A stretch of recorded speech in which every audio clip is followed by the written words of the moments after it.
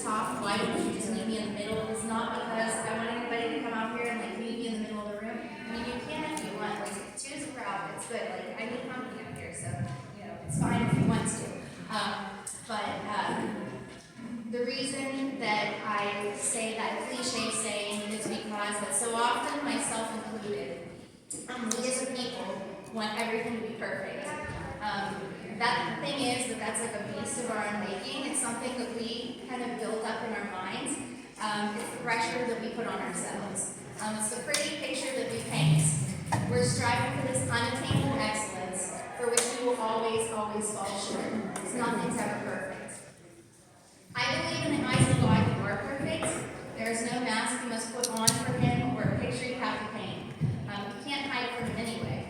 He loves you at your worst and at your best and all those places in the middle. Once you can accept that and accept that you are worthy of it is when your life changes for the better.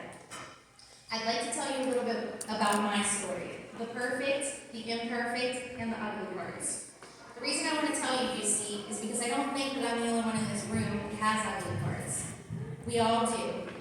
Some of us are just a little better at hiding it than others, and some are afraid of their ugly parts, and that's okay too. Afraid that if they said them out loud, they'd be judged harshly for them, or better yet, thought of as crazy. Why is it that women do this to other women? Why people do this to other people? Why is it that we must be afraid to speak the truth so that we can keep up with the Joneses? Why is it that when we need help, we become too proud or too scared to ask? A quote that I read recently that I felt applies to what I'm saying is, not one drop of my self-worth depends on your acceptance of me. I want you all to repeat that. Ready? Not one drop of my self-worth depends on your acceptance of me.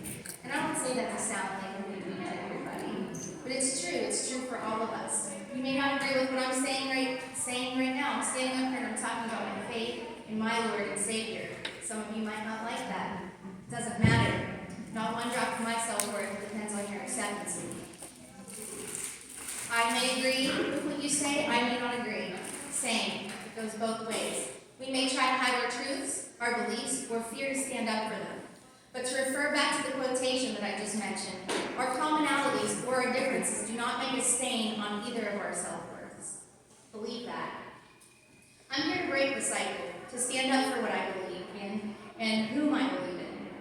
This is the story of my redemption, and I tell this story so that it may somehow inspire others who may be going through troublesome times. Even though you don't show it, you might be. I want each and every one of you to know that you are not alone. If you feel guilt, if you feel shame, if you feel anxiety, if you fight bad or intrusive thoughts, if you feel like as a mom you can do better, please know that you are not alone. And if you were looking for a place to sit in the cafeteria, you could always sit at my table. So my story starts a year ago. I mean, you know it actually starts before that because I'm obviously older than a year old. But the really juicy stuff starts out a year ago.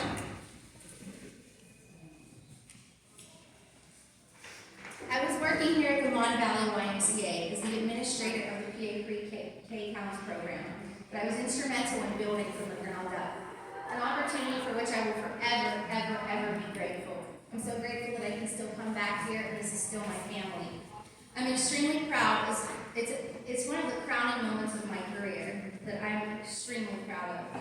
And even though I don't work here anymore, this place has many of the people in it that will always be very special to me. I was also in school for massage therapy at the very wonderful Douglas Education Center. If you haven't checked out what they have to offer, you must check out the table and check out the massage students there. They're fabulous. And I am one of those alumni, and this is my first time massaging in a dress. So I made sure to wear like long Spanx underneath, so when I was going like this, going like this, going like this, I wasn't taking any pictures or anything like that. So I went back to school for massage after having been through a miscarriage. In all honesty, I believe I attributed the stress of teaching through COVID to my miscarriage, but I didn't want to teach anymore, period. I was trying to do what made me happy, relying on myself, and trying to keep all that up while I began to feel like I was sinking. And what did I do? I kept going. not taking any time for myself to grieve, to feel, or to be not okay. So at this point I had been through a miscarriage, the loss of my grandmother, and the losses of several other people and pets that were really close to me. It was a year. When I say it was a real year, it was a real year. We all have a year like that in our lives. Whether you've had it or you haven't had it, we all go through a season in our lives. This is why we must take care of ourselves, because you want to be prepared when you have your year. So I was busy, so busy in fact that I had taken my eye off what, or rather who, number one in my life should be. And I don't mean myself, or even my husband or my son. I mean my God. I started to lean on my own understandings and distract myself from my feelings. Who wants those, right? They're uncomfortable, right? We aren't really taught in school how to deal with our feelings in a healthy manner. We are taught to avoid them. Let's keep busy and keep running from this activity to the next activity to distract from the reality that what we do have feelings, and at times they're really uncomfortable. They suck. So this was about a year ago. I started having some really uncomfortable health issues. I just woke up with them one day. Day by day, doctor visit after doctor visit, my body in unexplainable pain, nerve shocks all over the place, ringing in my ears, mounting anxiety and vivid nightmares. It all just kept coming. I knew something was wrong, but I couldn't figure out what. I started to not have energy to play with my child. I was working less and less and feeling horrible. No money was coming in. My husband, who already works 12-hour shifts, was getting landscaping work on the side just to make our ends meet. I was going to massage school, and at this point I didn't have a plan B. What if I couldn't massage, as whatever was wrong with me was getting progressively worse. Not being able to hold up my end of things at home threw me into an awful depression. Not having money to take my child anywhere during the summers off, seeing friends on social media go places and not include myself and my child in their visits to parks and playgrounds, you name it, but then they still have the audacity to need to know every ounce of my business. I was finding every reason in the world to be depressed, and my body was in severe pain, but on paper nothing traceable was wrong with my health. I was at an all-time low. Physically, mentally, getting out of bed was a struggle. Have you ever been at that point where getting out of bed was a struggle? If you have, it's okay. It's not an easy place to be. It's really not an easy place to be if you felt that weight on you. It was around that time that I was invited to church by a friend, and I thought, why not? Since COVID, we hadn't really been very committal about a church, so let's give it a try. So I went and we liked it. Everyone seemed friendly enough, and those things that never felt right about a church in the past were missing from this church. It felt like a good fit. It felt like home. It was at this time that all the gaslighting for medical professionals started too. And I don't know if any of you have ever been through that. But if you've been through that, you know that it's hell. One doctor, who was my PCP, actually a very prevalent and popular PCP in this area, from the time I was about 16 years old, put his hand up in my face, told me just to stop talking, and told me that all I had was anxiety, and the pain from my body was just me adjusting to massage school. I honestly wondered if I had not been a woman, if he would have had the bravery to speak to me in this manner. I was very hurt to be spoken to in such a way. You know how you have that feeling about something and you really want to trust it? You have like this second guess, like that little thing inside of you, your innate being that is tugging at you. That's the feeling that I had. So I fought for my health, never giving up, but never getting any answers. I was obsessed. It was driving me crazy, literally, Googling, researching all I could. I wasn't really praying at this time. I was still trying to find the answers and to be in control of the situation. I could not settle on the fact that there was nothing wrong with me, and this was all just anxiety. Around this time, there was a trip to a mental health unit of a hospital where I was put on medications that were really too strong for me. After my brief stint there, I went to see a local rheumatologist, pretty much the only one in the area, but I won't name any names. And he told me that I had fibromyalgia, and I would feel this way for the rest of my life, and that I had to be my own doctor now. He said, I can see that you're not ready. Come back when you've got a couple other second opinions and tell me I was right. His words were literally soul-crushing. He told me he would treat me, but I would have to start tapering off of medications. So I started to do that. I started to taper off of medications, and I started started having intrusive thoughts. First, it was one intrusive thought, and then more came. They were going completely opposite of the person who I actually am. Crazy things like worrying I would harm myself or a loved one. What had happened to me?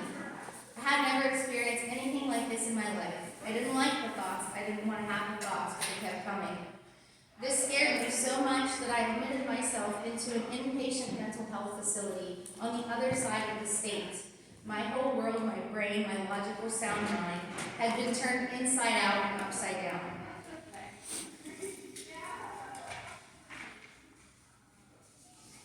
In this facility, the intrusive thoughts kept coming. I was tried on many different medications, all of which made me sick as a dog, none of which helped. I'm very sensitive to medication. At many points, I thought that my life was going to be like this. If my life was going to be like this, I didn't want to live it.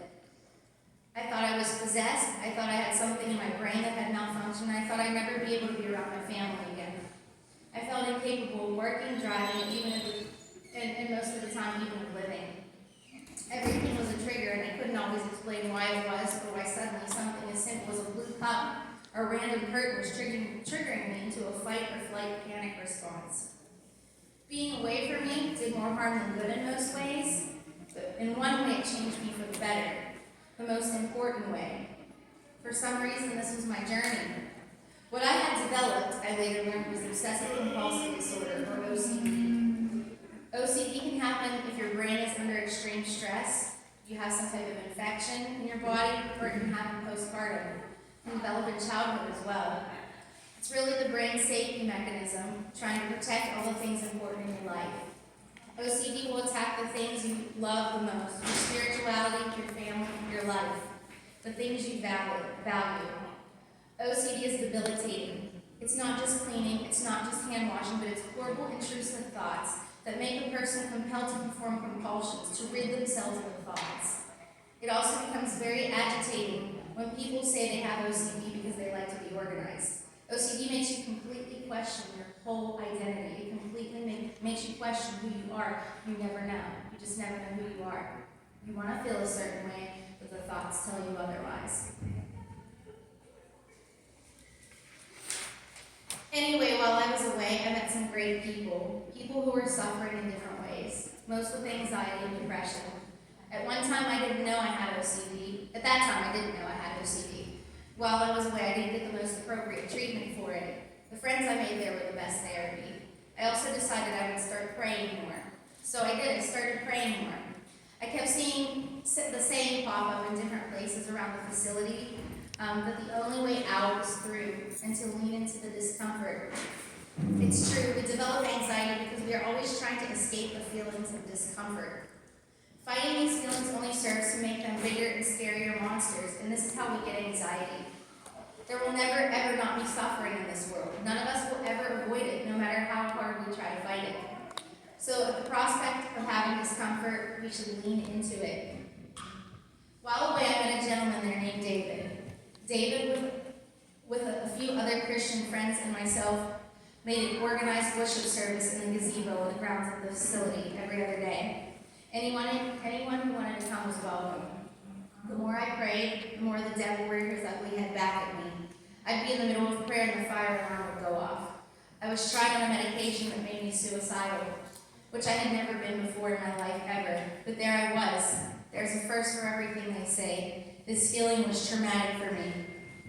This isn't in my speech, but today on the way here, as I was driving there to come to stand up for who I believe in, there was a red Tahoe in front of me, and the license plate number was 666. That is not a lie. That completely happened to me today. And I know what that means. I recognize it now, whereas maybe before when I saw it, I would have become very afraid of it, thinking that it was because it was a sign that something was wrong with me. So the worst of all this came when a medication I had been tried on dropped my blood pressure so low that my vision and hearing went out. I didn't know if I was dying or not, but it sure felt like it. All I could see was a white light, and I could hear was my inner voice saying, Jesus.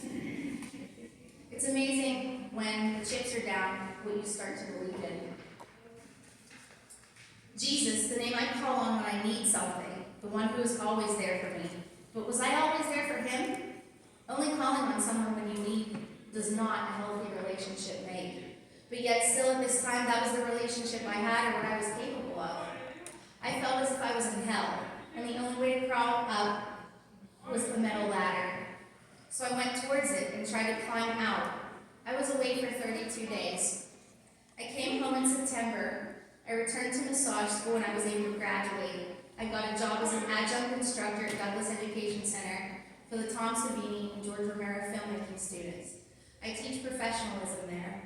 I also passed my state boards for massage and began working for a local chiropractic clinic. All the while I did this, I was constantly triggered, constantly and consistently triggered. I would feel like everyone could see what I was thinking, worrying about who would want to hire me and what a failure I was.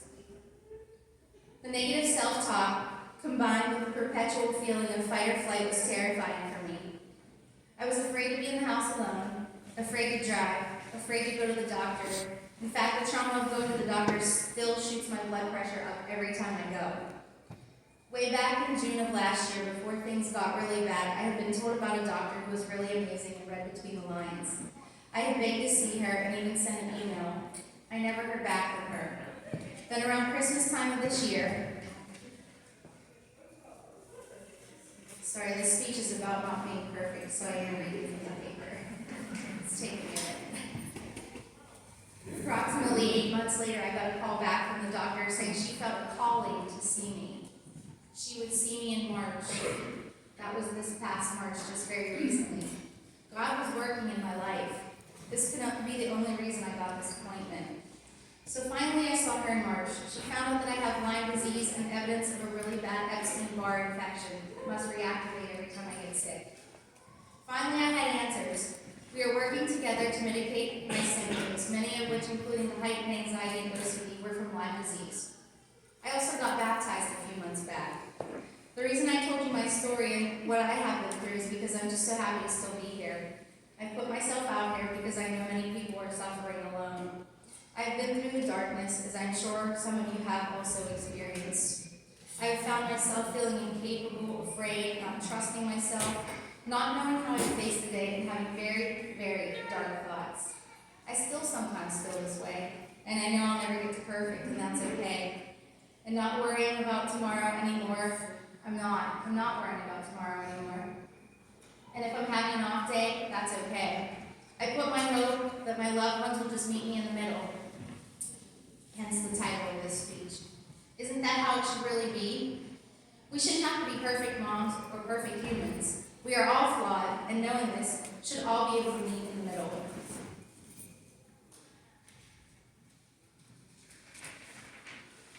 You are capable, no matter what your fears. They're an illusion. The things the brain tells us are not always true. The truth comes from what's in your heart. Feeling this way is a part of life, and the more I speak with people, the more I realize that it's most of us who have times when we feel this way. Most important advice that I can take away from this year is learn to set boundaries for your own health. No is a complete sentence. I tell my students this on a consistent basis. Repeat it after me. No is a complete sentence. Go ahead. No is a complete sentence. So, setting a boundary is taking care of yourself, and those who truly respect you will respect your need for space, for self-care, etc. Be kind to yourself and surround yourself with people who respect you for being you. How I got past my tough spots these last few months was the fact that I really started to put my faith where it matters most. I began turning to God in the presence of my fear. I never stopped going to therapy, and I never stopped working on myself, and I never ever stopped advocating for myself. The other thing is, I urge you that if something doesn't feel right, you should trust yourself, as I learned this year. Never ever stop fighting. Picture yourself on the other side of the darkness and in the light, and never stop picturing yourself that way. Don't be afraid, and don't wait for things to be perfect. Live now. You may just always be in the middle of good and bad. You will have bad days, you will have good days. You will have days where you feel like a failure. It's okay, just live now. To quote from the book of Matthew, chapter 6, verse 34. Some of you might know this. Therefore, do not worry about tomorrow.